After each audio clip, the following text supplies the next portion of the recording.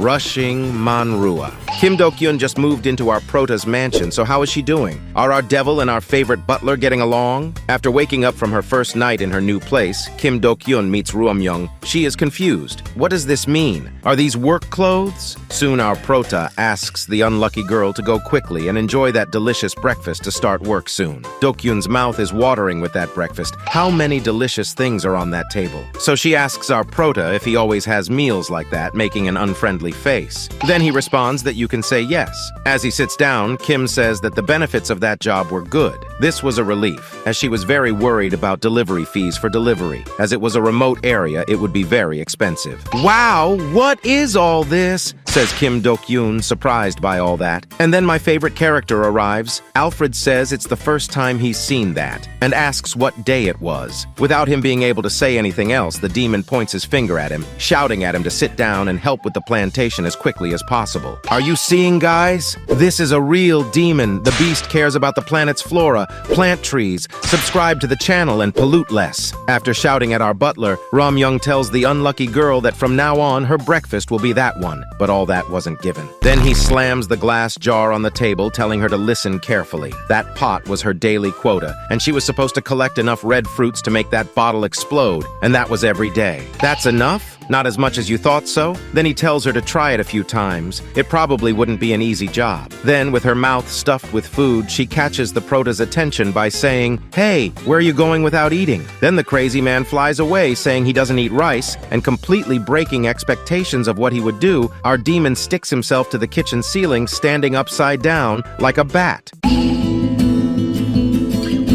Alfred acts naturally. I think he must see this every day, while Kim Do-kyun is speechless looking at the situation he found himself in. Then she says that since he's not going to eat, could he go somewhere else? The bat is speechless and, well, kicked out of the kitchen of his own house, he slowly flies away. It's time for work.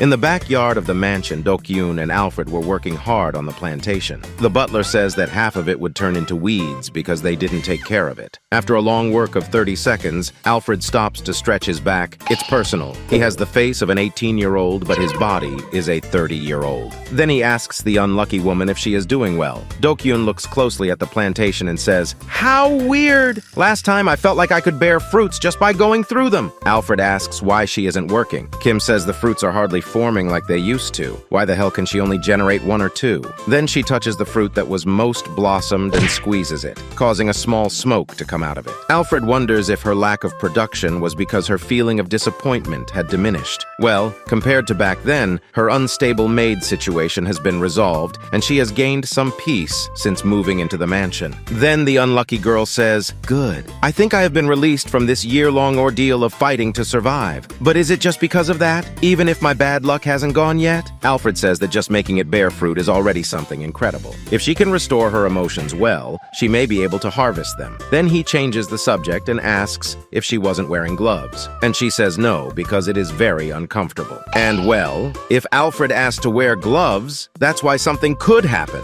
The butler says he forgot to mention, but those plants have thorns. If it were pricked, it would definitely hurt, but it would hurt a lot. But before he finished talking, the shit was already done. Do-kyun gave a scream so high-pitched that even the eagles flying above the sky could hear it. Alfred says she was poisoned. She says it was just a skewer. Then, out of nowhere, a waterfall of blood starts to come out of her finger. Then she screams, saying, "Why did you only tell me about this now?" Alfred picks her up and runs desperately. But out of nowhere, Alfred stops, and she is pulled up. A voice says, "Stop making noise." Yes, it was him. Our heroes don't wear a cape. He has bat wings. Ruam-young takes her by the arms and flies away. He lands with her in front of the mansion. Do-kyun asks what happened to her and if she is going to die. Our prota says yes. If she leaves her wound like that, then he takes her arm and gives a magical breath to the finger that was cut.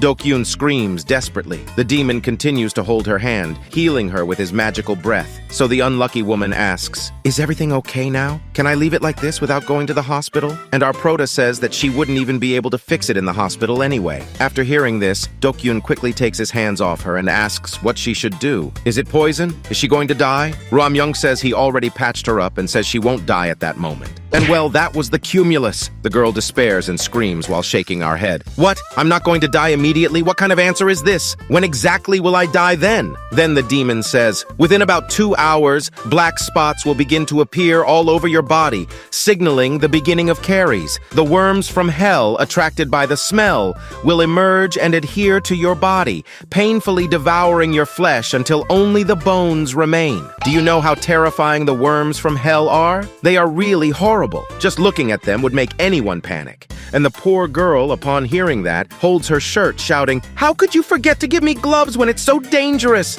Are you crazy, you devil?" But it's obvious he was joking, right? Huh? Well, this guy just came up in my opinion. Then Dokyun lets go of his shirt, and with an evil smile on his face, Ruam-young asks her to follow him. Where will he take her? Our Prota opens the doors of the mansion. Meanwhile, he was saying, "What, you don't have time? Are you gonna die like this?" Then Dokyun comes in. The devil tells her not to take off her coat. They don't do that kind of thing there, so he hands her a bowl and asks her to follow him. Our Prota opens a small door hidden on the side of the mansion's entrance. The poor girl didn't understand anything. Then they begin to descend a huge staircase lit by a faint green light. Dokyun asks if there weren't rats and birds that he secretly killed when he went down into that basement. Then he stops and looks at her with a stupid face, asking if she thinks he looks like an idiot. She says no, it's just a given. How could she think anything else when all he does is think about killing people? Furthermore, she says that the poison must have spread throughout her body and now she is useless. Hence, the devil says, useless? After going down that huge staircase, they arrive at another door. The bat opens the padlock and slowly opens the door. Dokyun is amazed at what she was seeing. A waterfall, a forest, and even a moon, all in the basement of our Prota's mansion. Guys! I don't know who built this basement, but it must have taken a lot of work to put a moon in there. The girl asks what that was, but before she could continue talking, Ruam-young takes off his clothes and jumps out of there. Dokyun watches from the edge of the rock that Ruam-young jumped. Out of nowhere, the crazy man shouts, "The basket!" Then something bizarre falls into that thing.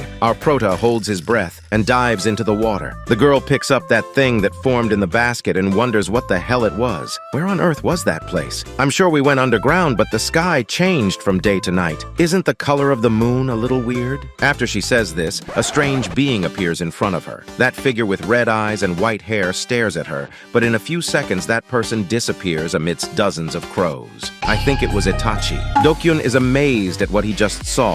So finally, Ruam-young comes out of the water tired, saying he almost died. He asks what the girl was looking at. She said nothing. It was just that she felt that someone else was between them. Then our Prota says, "Anyone? Nobody can enter here. This must be a hallucination." Then they return to the surface. Due to the size of the ladder, it must be a little complicated and time-consuming to climb it all up. If the Prota has so much money, why doesn't he make an escalator or an elevator soon? The Prota says that what she saw were the symptoms of poisoning. He says she will probably continue hallucinating until she detoxes, so he tells her not to be so alarmed. She says this is the first time seeing him. Then she says that if that were a hallucination, shouldn't she supposedly only see things that were already in her mind? Dokyun says he looked so unusual that if he had seen him by chance, he wouldn't have recognized him, so our Prota asks what he looked like, and she says, long white hair and red eyes. Yes, it was him, Goku Super Saiyajin 5. She asks if he knows him. He says no. Many people have white hair. Then finally they arrive in the kitchen. Ruam-young is preparing something in the grinder. The girl asks what the hell he is doing. And then, taking the thing to the oven, he says he is making an antidote. Extremely worried, Dokyun says, "You said my body will start to rot after 2 hours. I think there is not much time left. That bread you're holding." The devil tells her not to worry. Then he puts that blue thing they got from the basement creek on the bread and says, "Do you think I'm going to let the worker I worked so much to save to die?" And well, that blue thing was a rare kind of insect. He says the antidote is a bit tasteless, so it would be a bit difficult to eat it. Dokyun is surprised by the devil's attitude and asks if he made the antidote inside a cake to make it easier for her to eat. Ruam-young asks what she thinks. Does he still look like an idiot who only thinks about killing people? After seeing that blue animal on top of the cake, the girl makes a disgusted face and says, "There's something with several feet on top."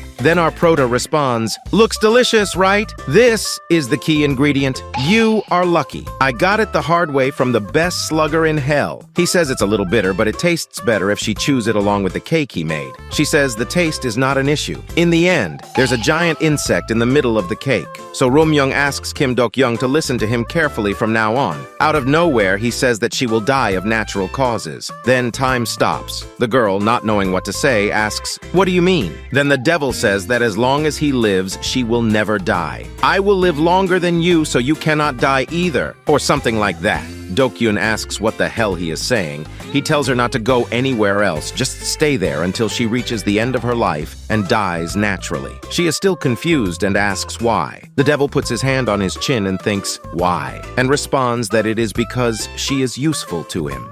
That's all, guys. Leave a like and subscribe to follow the next videos. If you want to continue this work or there is another one that you want to become a video, comment below. Bye!